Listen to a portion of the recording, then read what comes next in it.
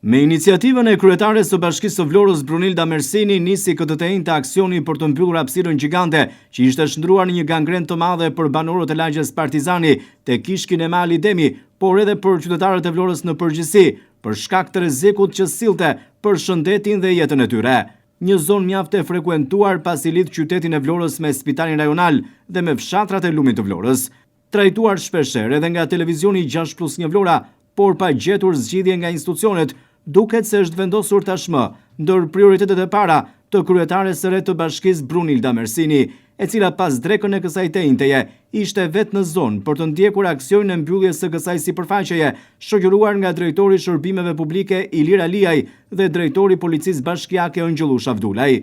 Kryetarja e Bashkisë së Vlorës, duke folur edhe si mjeke, theksoi se kjo grop, e cila ishte mbushur me mbeturina dhe ujë të ndenjur, përbënte rrezik potencial për shëndetin e qytetarëve, nisur edhe nga ankesat e këtyre të fundit, por edhe nga ankesat e institucioneve shëndetësore dhe inspektoriatit të mjedisit. Kryebashkiakja Mersini thot se kjo zonë do të rivitalizohet dhe qysh prej ditës së premte do të jetë në funksion të qytetarëve. Siç e shikoni, jemi në një nga lagjet më të rëndësishme të qytetit, është rruga e lagjes Partizani dhe zona quhet zona ish Kinemas Ali Demi. Kjo është një zonë që ka një frekuencë të lartë sepse institucioni i spitalit është në këtë zonë, po ashtu dhe densitësia e popullsisë sepse është një lagje e vjetër e Vlorës. Prej vitesh,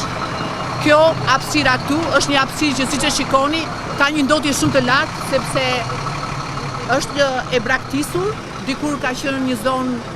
e filluar për një proces ndërtimi dhe tashmë prej vitesh e braktisur dhe ka një ndotje shumë të lartë të mjedisit, por dhe një rrezik për shëndetin e njerëzve. Kemi marrë nga inspektorati shëndetësor, po dhe nga inspektorati mjedisit ankesa shumëta, edhe qytetarë gjithashtu,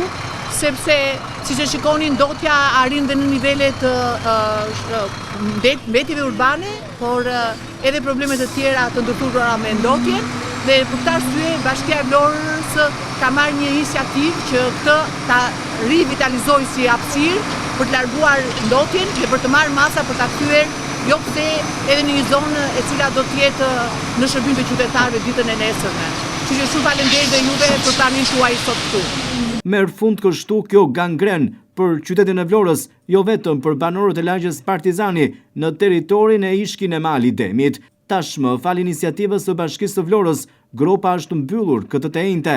për të kthyer në një sipërfaqe që do të rivitalizohet. Prej më shumë se 20 vitesh, gropa qëndronte hapur, duke përbërë një rrezik mjaft të madh për jetën dhe shëndetin e qytetarëve.